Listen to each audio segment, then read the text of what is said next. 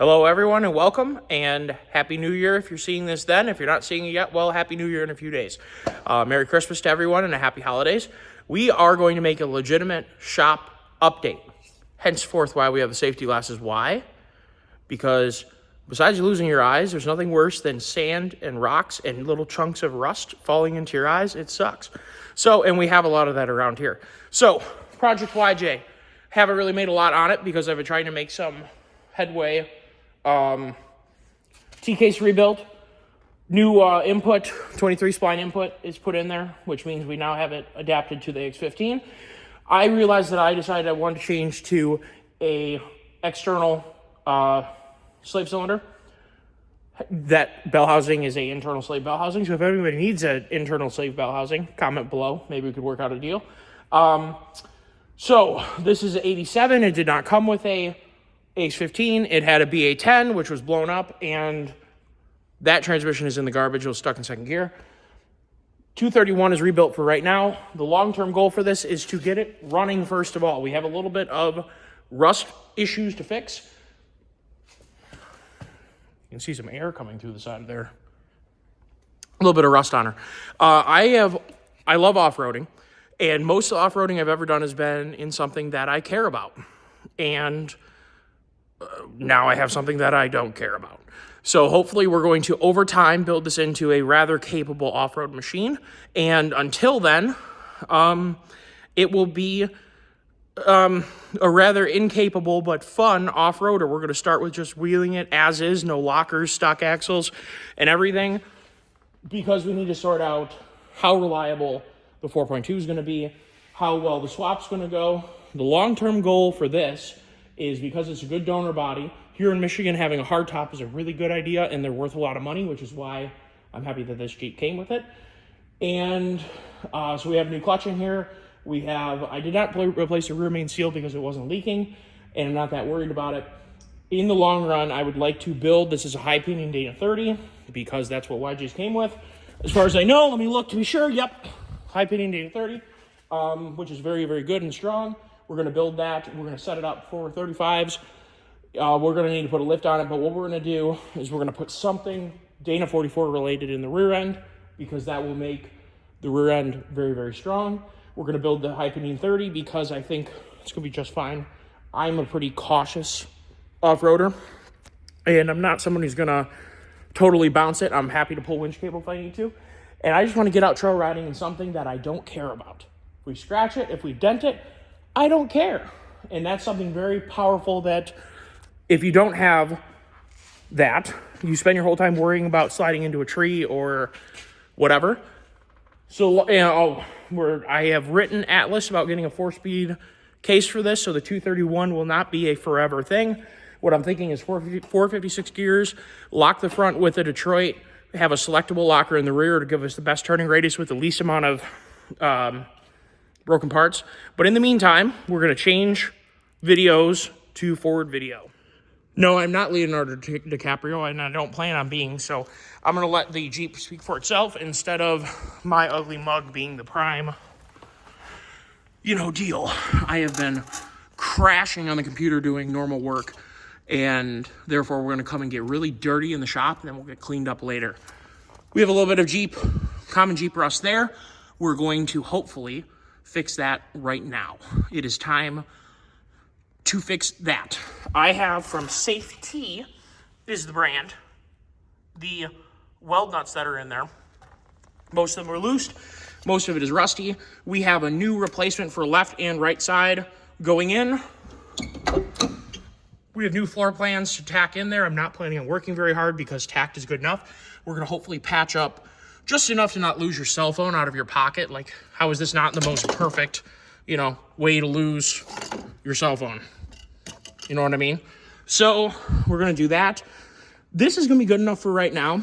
And most importantly, in the long run, we're going to do 4-link, triangulated 4-link in the rear, 3-link in the front, coilovers, front and rear to make it flex. And that'll be super duper fun. But most importantly, we're going to get this thing working for this summertime or this spring so we can go wheeling, we can have a lot of fun in something that doesn't matter. And over time, yes, there is a Red Wing sticker on the side. Don't know why. It's definitely been repainted. Not terribly worried about it. Hopefully we're going to patch up assorted rust in places and make this thing a really fun Jeep to wheel. I don't know what model this is. Let's see. Do we know anything about what it is? Probably a Sahara. I mean, I guess I don't really know and I don't really care. Junk. But fun. Hardtop for rain. Hardtop for snow wheeling. And hopefully we can get out and have some fun in this thing. Several things about this are unsafe. Yeah. So, seatbelts need not apply. We'll figure it out later. I'm thinking a GMC 800 seat. I think I have access to 2 of them. They have integral seatbelts, so we don't have to worry about that. And I, being a bigger guy, am going to be very, very tight in here. So what we'll probably do is push this seat when we remount it back further so that, yeah, the backseat rider gets kind of screwed, but they can put their legs toward the middle. Be good to go there. So we'll tack that in. I have another one for the other side. So you know how projects, there's multiple stages. The let's get started stage, the what have I gotten myself into stage, and then the stage where it's like, oh, things are coming together. Yeah, it's a piece of junk. I'm not worried about that. I think we're directionally getting there. I have the drive shafts ready to be put back together, new U-joints. This is ready to slide in. Because we have the safety brackets, now we have figured out the cross-member situation. Not terribly worried about welding up those patches. We're going to get to that. We're hopefully going to tackle that today, is at least get them in there intact. We'll decide on how we want to final weld it. I really feel like we're getting to the point where this thing may actually become a functioning, driving, moving Jeep. And then we'll see exactly where we're at. Yes, it is a Carter piece of junk electronically controlled carburetor, which is very depressing. I don't know why that exists. I wish it didn't. So we are going to, in the long run, probably find a way to adapt, if at all possible, a self-learning throttle body to this would be super duper cool. And the reason for that is fuel starvation when you're on an angle. For right now, like I said, we're going to try and enjoy it just the way it is. We're going to go wheeling it. We're going to have fun. Hopefully, we're going to put some dents and scratches on it. It does already have somebody's fabricated bumper on the back, which is actually pretty robustly built. I'm going to weld a trailer hitch on the bottom of it so we can move things like boats. If I could have an end goal for this thing, it would be, I have a set of methods. We're going to run 5-on-5 conversion adapters. I already have them. They're in the truck. So we can run Jeep Wrangler JK wheels that I already own, and a set of half-worn Falcon Wild Peak AT3s on a set of methods. They'll look super duper cool. And we will get some more width and some more traction and some more tire diameter.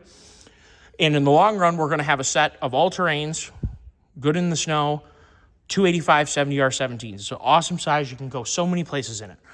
And then we're going to have a set on, hopefully, bead locks that we can air down. They're bigger, and I think 35. So what I'm thinking is 456 gears in the long run, locked with a Detroit in the front so it'll never break.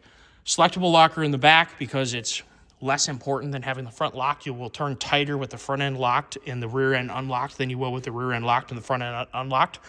We're going to not put, this unfortunately has CAD, the central axle disconnect. We're going to delete that and put probably, hopefully in the long run, we're going to build the High Pinion Dana 30 with RCVs, WJ knuckles. Let's see here. Like I said, Detroit locker, and I'm thinking 456 gears, and that's why I want to do a 4-speed Atlas. I just wrote them. What I think is going to be the best one for this is going to be the 272, the 403, and then the 10.8 to 1. So 3 reduction gears and then 1 to 1. So we'll be able to use, without changing the AX15's first gear, which is 3.43 to 1, I think, which isn't a super crazy first gear. By the time you have a 10.8 to 1 low range, and then we'll have a, what did I say, 8 point something to 1, or no, 4.3 to 1, semi-low range. And then we'll have a low range of 2.73 like most other transfer cases out there. And we're going to enjoy it in leaf springs for right now. And there's nothing wrong with leaf springs. And if there was some reason why we wanted to stick with leaf springs, I have no problem with that. And the other thing is, too, if we can make this thing super capable, and maybe we'll decide to get a leaf sprung rear end for it, or set up a rear end for leaf springs. I don't care about leaving it leaf springs. If it works out well, it's fine. I don't really care. Leaf springs work just fine. They'll flex just fine, but I think in the long run, it'll be really fun to have 3-link front, triangulated 4-link rear with, I think, a Dana 489 rear end. I'm thinking about buying a really nice rear end, disc brake conversion, parking brakes that work, because when you have a manual trans, having a parking brake might be really ideal, especially if you get stuck on a hill or something happens. You don't want to have it roll down the hill, or if you have a problem, you just want to, you know what I mean. Be nice to have parking brakes that work. I think I want to build the front axle and save some money, and I'd like to find out just how tough a High Pinion Dana 30 could be. And so I'm thinking about putting some money in the rear end in terms of buying like a crate axle from the East Coast Gear Supply people. I saw that Dana 489 as an option. Get a TJ one and set this up using a TJ's, potentially the axle geometry at least, and then we'll come up with what we're going to do in the frame. We'll probably do a lot like Dirt Lifestyle did. Nate from Dirt Lifestyle, because he's cool as hell. Super awesome channel, way better than mine. You should definitely check them out. Nate is amazing and has inspired me to experiment with Jeeps, because I mostly wheel full-size rigs, and my ADHD is just going crazy because I'm so excited about this, because we're actually getting to the point where we may actually have a functioning Jeep. I absolutely love the idea of something short, skinny, extremely capable, within reason, that will drive on the road okay. I just love that concept of lightweight, small, easy to fit in tight spaces to go explore. And the thing about Jeeps is that you would have to be on a good set of tires and locked in a full-size pickup truck, preferably at least on the rear, if not both, to compare to even these junk tires on this thing with no lockers. Little bitty Jeeps just bound through everything, and it's absolutely nuts how little effort they use to get places. So we're hopefully going to set this thing up for success at some point, but for right now, we're going to set it up for first working. So we're not going to have it down forever. I can have some fun with it. We'll make some videos with it. We'll have some fun trail riding this spring and the summertime, and then maybe the next winter time, we'll go crazy on rear axle swap, 4-link in the rear, 3-link in the front, and build the crap out of that High Pinion 30, which is kind of cool that the TJs have that, and then the YJs have that, and then all the rest of them don't. Don't really know the reason. It is stronger.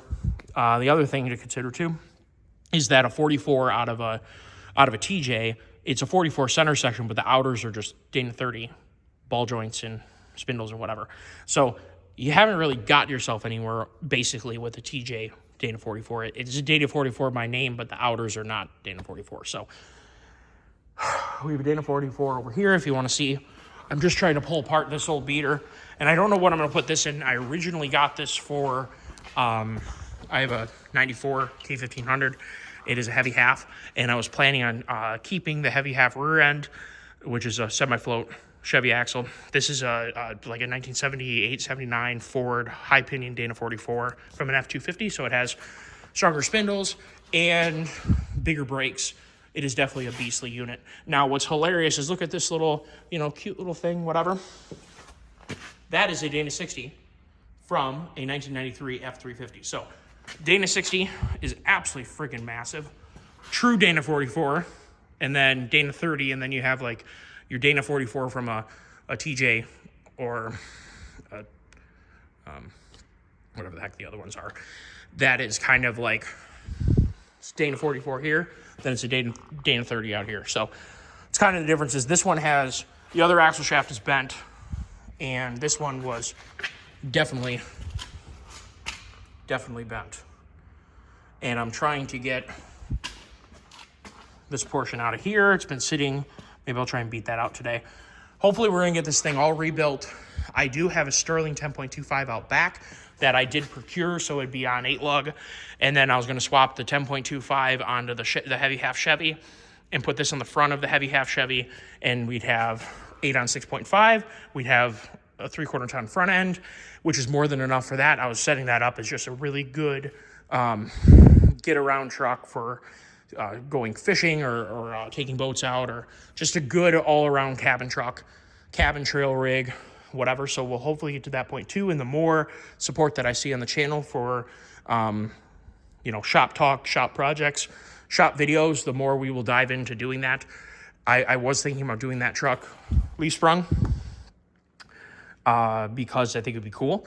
And I think that it would definitely incite some interesting controversy and or constructive conversation about going from IFS to a leaf sprung solid axle. I feel like that would incite some interesting conversation. This setup right here, Divorce 205, this Dana 60, which should be in very good shape. Just going to do the brakes and check, make sure ball joints, U-joints are good. This is a 410 Dana 60, like I said, from a 93 F350. I accumulated these parts like 6 or 7 years ago. I wanted to buy a 12 valve first gen, just like I have, and convert it to be four-wheel drive using a divorce case, so it's super easy to service. And I have an MV4500, which I bought years ago, a two-wheel drive. And I'm kind of thinking that it would be nice to do a ZF5 instead, only because it is a stronger trans. But I'm not planning on making a ton of power with this. I'm not planning on beating on it. I'm planning on just enjoying it. So this hopefully will end up underneath the 12 valve this wintertime. But I've got to get the Jeep done, and then turning our attention to more shop updates. I have definitely, and if you saw the video about me trying to get the stupid thing to run, don't question the ground strap to the valve cover. I literally have tried everything. That is actually a really good ground. It does a really good job of grounding the motor. I've tried everything to get the ECU to send ground to the injectors. I cannot get it to work. I'm assuming that all the mouse piss has either fried the computer or they have eaten somewhere in the wiring harness under the dash that has compromised the injection pulse signal that runs from the ECU out to the injectors. I cannot get them to fire. The engine runs great if I manually fire the injectors. There's a video on that. I have a whole carb swap kit here ready to go. This has got to get done before we go screwing around with 12 valve. So Jeep first, and then as I'm waiting for parts, we're going to turn our attention here to getting this intake manifold stripped off, get the carburetor on. And maybe we'll even work on that a little bit today, which I'm excited about. I love this truck. This truck has a lot of potential. Just a fun, again, cheap, bebop around truck. Came with a plow. Plow works. I just got to make time to do it. But good things are happening. You guys are enjoying what I make YouTube-wise, which means I can continue investing time and money into doing things on YouTube, which I enjoy. I really love making videos. It's just kind of become a lot of YouTubers talk about how when they start making YouTube videos, it becomes something that they enjoy so much that it's not a job at all. It doesn't feel like a side gig. I just love making videos. So we're going to keep on doing that, but I want to see how much you guys enjoy the Shop Talk projects or the Shop Talk updates, because, you know, different people like different things. I would like to get I got these Cooper Evolution MTs that look absolutely sick. They look like a really nice tire. They were on a ridiculous sale during COVID. They look like amazing tires. I really like to test them out, and I just have not been able to get this thing to work. TBI is one of those things.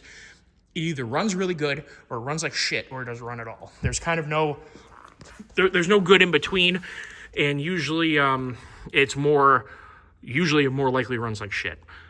Sometimes it runs okay, but it very quickly degrades when some sensor or some logic is wrong. It goes to crap. So this 350, like all 350s, I was always a 350 hater, mostly because when I was younger, your brain studies now show instead of your brain fully developing at 25, it's actually more like 30. I am 30. I'll be 31 in April. Believe it or not, getting old. As I've gotten older, speed is less enjoyable and less necessary because I can just get on a snowmobile and go fast. Don't feel the need to do it in trucks. And just having something that works really good. So 350s are not my favorite for a performance engine, but they are remarkably willing to run, much like an old two-stroke outboard that my exact words are two-stroke outboards just want to run. 350s are the same way. They just want to run. Just got to give them air and fuel and spark. And right now we have spark and no fuel. Don't know why. A lot of potential here. This is a 10-bolt, which is effectively Dana 44. And yes, there's a broken lug nut right there. Can't do anything about that. Chevy quality.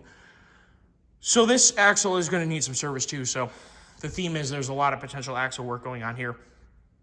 I was thinking it would be cool to put, because I think if I remember correctly, I'm trying to remember. I think I figured out this was a 373 truck.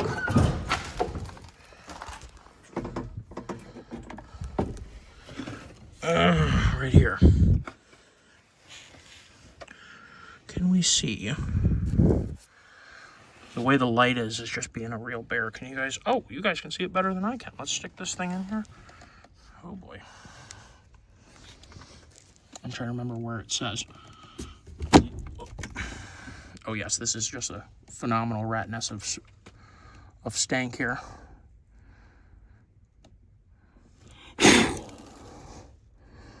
Oh, God, can you guys see it? I'm having a hard time seeing it.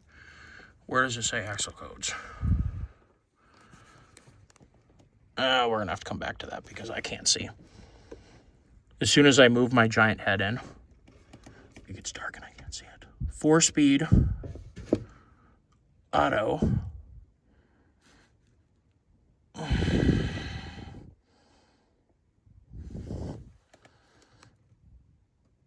Give me just a second, guys. I'm trying. Locking hub, towing device. That's what that says.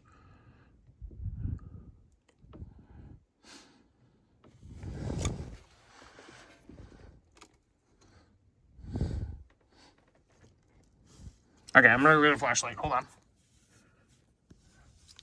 All right, it says 342 right there. So unfortunately, it's not a 373 truck, which means we can't just slap the semi-float that I have in the 94 out back, which would be pretty convenient, I'm not going to lie. So we'll kind of see what happens. This, of course, has a Chevy 10-bolt, super duper weak rear end, but maybe we'll enjoy this and find out what breaks first. We're certainly not putting money in the rear 10-bolt.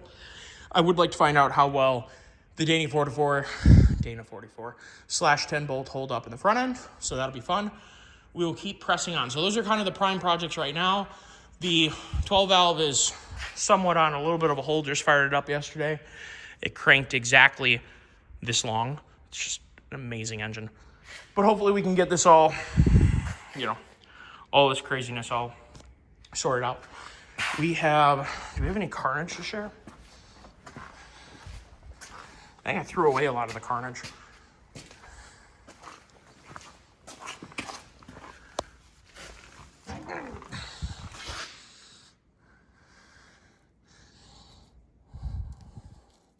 I don't know if you can see how bent that is. Definitely bent.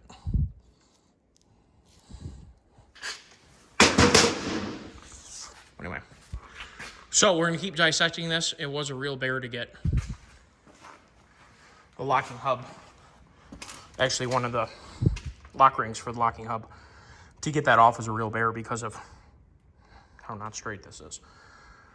So one of the things we got to keep doing is this unit that of course I put myself on the back side of this. Hold on.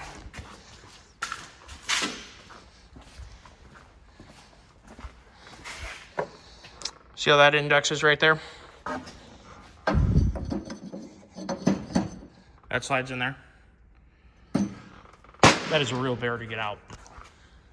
Definitely a little bit rusty, so we're still working on getting this thing soaked in Mr. Croyle. We very much support Mr. Croyle here. But we're gonna have to get all of this out at some point. And hopefully built back up. But Mr. Croyle is definitely a good friend to have on your side. But I'm going to start trying to make some headway, and then I'll make some video updates as I can. This may be a standalone video talking about, shop updates. Then we'll make a video specifically about headway of the Jeep. So thank you all for tuning in. Have a great day, and like I said, Happy New Year. All right, an ounce of persuasion and a little bit of Croyle goes a long way. Oh, yeah. Crusty. Kind of like the Krusty Krab. Oh, come on. Crusty. Oh, yeah, look at those spines twisted. Oh, my. Gotta love that. Now, I don't know the history on this axle at all. My buddy bought it for a project. He has several old Fords. And no, we will not be using these stock axle shafts for anything. Besides, maybe using them to make precision persuasion devices. So, now that happened, now the gift's trying to fall out. So give me a second. All right, guys, this is the point of no return. We are going to remove the leaf spring shackle because our replacement catch plates are going to go across that hole and help strengthen up the whole rear of the frame. The frame, other than that, it's honestly, it's okay. As a rusty frame goes, she's going to be okay. So we're going for it. It's going to be rusty. It's going to be dirty.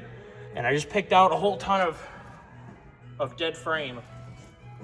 So we are at a point of no return, which means we're going only forward from here. We'll see how it goes, and I'll keep you guys updated. All right, that was not as remotely bad as I thought it was going to be. Got the backside cleaned up, got the underside cleaned up, the best that I'm going to do. And I'm going to start putting this together, those little rubber bushings back there for the leaf springs. They will be used for now, and they probably will never be used again after that. Well, probably. They won't be. So we're going to keep trying to push forward here on getting these fitted up.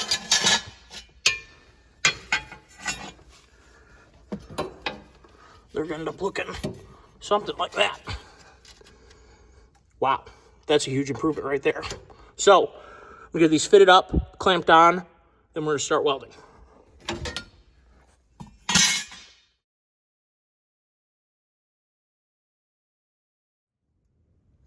All right, so we're as welded as I dare. No blow-throughs, no problems at all. Pretty happy with that. We're going to now fit the bottom piece that goes along the bottom, and we're going to see how much extra effort and bending is going to go into fitting that, because it's going to have to bend around the shape of the frame. So we'll definitely weld it on this side first, because it's going to be the hardest to get to, and then we'll bend it out here where we can easily hit it with a hammer to shape it to the bend of the Jeep frame. We are definitely a lot stronger. Not that really proved very much. But we are getting there. No problems. The old Miller 212 is still on point, as it always is. That is a really nice welder, especially for thin stuff. I have it set up just to do thin body work and thinner sheet metal, of which this is definitely thin. I'm not going to call it paper thin, but it's definitely not. It's definitely not as thick as a real truck frame. So we're going to keep trucking along, and obviously we made good progress, but now we have to get the other side apart and do the same to the other side. So we will see. My brake pads came in for my 87 MXZ, so I'm going to go full ADHD and probably throw those brake pads in super quick, just because that's the way my brain works. I have to bounce between things or I go crazy. So we're going to keep pushing. We'll see how we do. All right, as this sizzle's cool, I think we're doing pretty good. We do have the bottom piece affixed. I'm not in love with it. It is perfect. I said the wrong way around. Not in love with it, and it's not perfect, but it is welded. Trying to distribute the heat around everywhere so we don't focus on one place too much. Got to weld the other side of the lower piece, but we definitely have a much stronger frame in the back now. So hugely worth doing. I got these mounts off Amazon just by typing in YJ frame patches. I don't know who made them, but they're spot on perfect. So well done. I don't know how many people make patch kits, but I'm sure quite a bit, because they're YJs are popular, Jeeps are popular. So, and it is a common problem. So we're going to get a little more welding done. Then we're going to bolt back up this leaf spring so we can drop this side, and then we're going to drop the other side, and then we're going to do it all over again. The one thing I will say that I didn't do a good job this time, or on this side, I didn't grind the welds. I thought I left enough room to get away with not grinding them, and then just put the plate on top, because the bottom portion of the frame is junk anyway. So I wasn't really too worried about having it sit flush on the frame, because the frame is shot. So this patch is way stronger than the frame is. We'll just put it that way.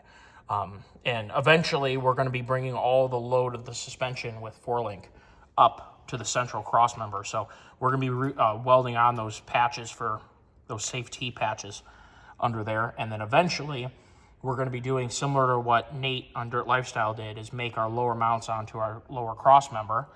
And then we'll have our upper mounts onto the frame, I think. And that way we will have a nice distribution of load, and all the load, the upper links will bring the load into the top of the frame more centralized, And same thing in the front. The one upper link that's on the passenger side will be up into the frame more.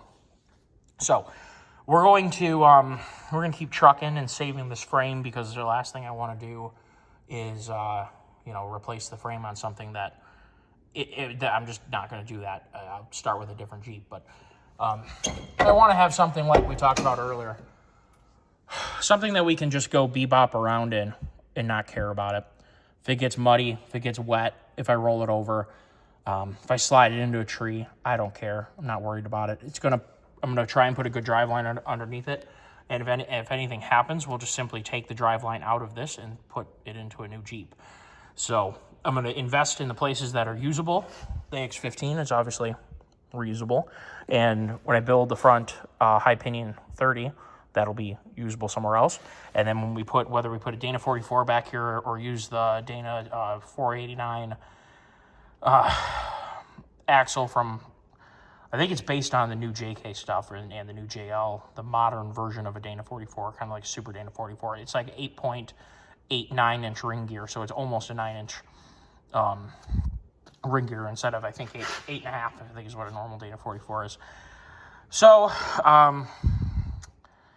good stuff. Who knows if they're using, 488 ring gear. There's so much hybridizing of axles these days. It's absolutely crazy. I wish they would have just not built inferior versions of an axle and just built one Dana 30, one Dana 44, one Dana 60. Didn't bother doing the Dana 50 because that was a bad idea.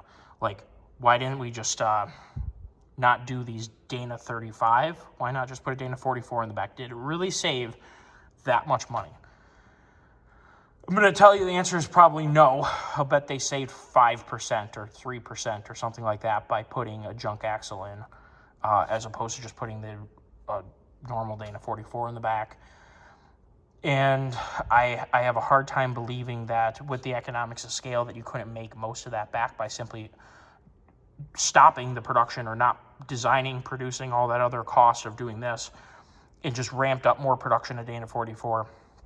I don't know why they didn't do that. It doesn't make a whole lot of sense. Now, not everybody's off-roading their Jeeps, obviously, but so anyway, shop talk. This is good. I need to make more videos on shop talk. Shop talk is important and good. I think I'm going to turn my attention while this cools, because I did get this this frame rail pretty hot when I was welding this. I was trying to move the heat around by spot welding all around 360 degrees, but it's definitely toasty, and I think we're going to turn our attention to floor plan super quick, just because I don't want to overheat the frame. And someone's going to say, why didn't you fish mount it?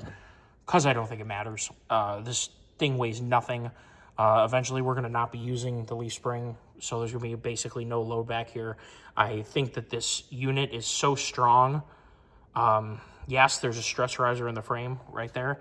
Do I think it matters? I really, really, really do not think so.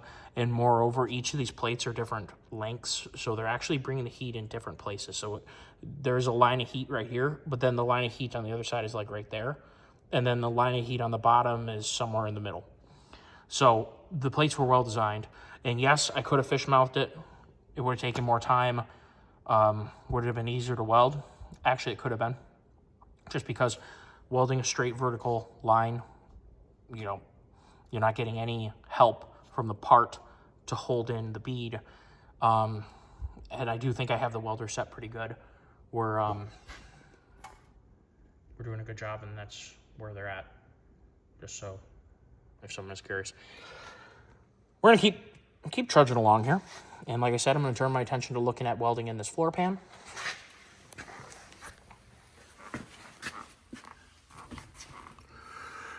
We're going to look and see here how best to do this. And obviously we can't weld under, what the heck?